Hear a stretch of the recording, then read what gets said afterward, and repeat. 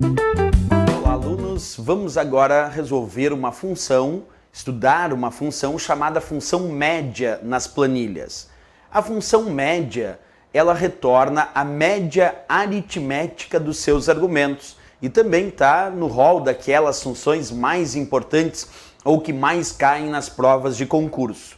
Para entender como resolver a função média em relação à média aritmética dos seus argumentos, eu sempre indico 4 etapas, 4 passos, e aí tu anota aí no teu caderno, anota aí no teu material, quais são essas 4 etapas para resolver a função média. Vamos lá. O primeiro passo para resolver uma função média é entender o que ela faz. E como eu disse, ela retorna a média aritmética dos seus argumentos.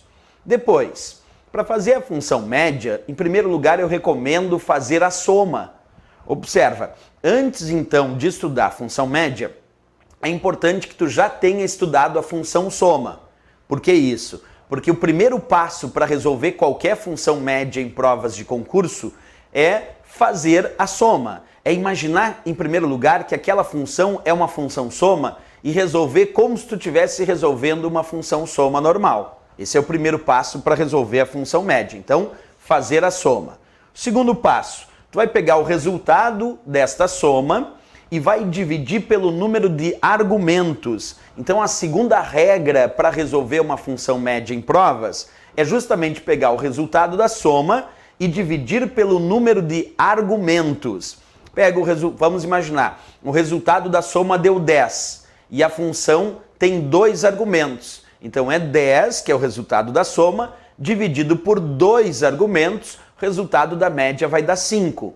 Então, primeiro tu faz a soma e depois, como segundo passo, como segunda regra, tu acaba dividindo pelo número de argumentos. Vamos ao terceiro passo, a terceira regra.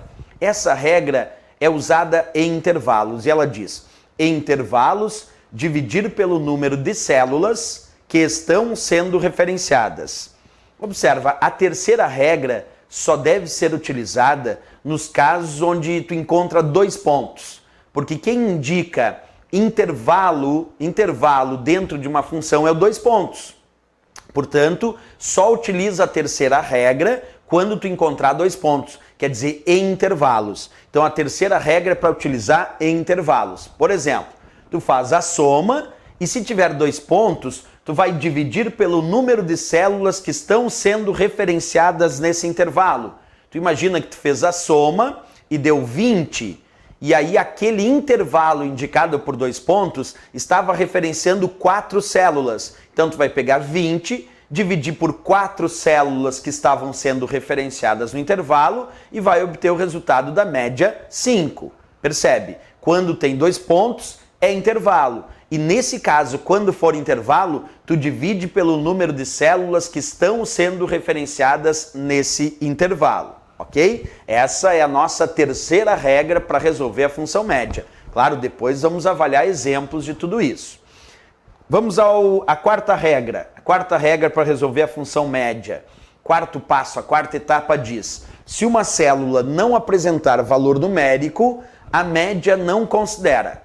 Se uma célula não apresentar valor numérico, a média não considera. Isso significa dizer que tu pode utilizar uma função média e ela pode indicar uma célula que não tem valor numérico. Por exemplo, uma célula vazia. Se uma célula estiver vazia e a média referenciar essa célula, para a função média é como se essa célula não existisse. Porque se uma célula não tem valor numérico, a média não considera. Por exemplo, a função média está referenciando uma célula que tem texto. Texto não é valor numérico. Então, se a função média referenciar uma célula que não tem valor numérico, seja uma célula vazia ou uma célula com valor textual, ela não vai considerar essa célula. Para a função média é como se essa célula não existisse. Tudo bem, professor, são 4 regrinhas básicas, mas como aplicar essas 4 regras na prática da função média aí nas provas de concurso? Esse é o desafio. Então vamos fazer exemplos onde vamos precisar usar essas 4 regras para resolver a função média. Vamos aos exemplos.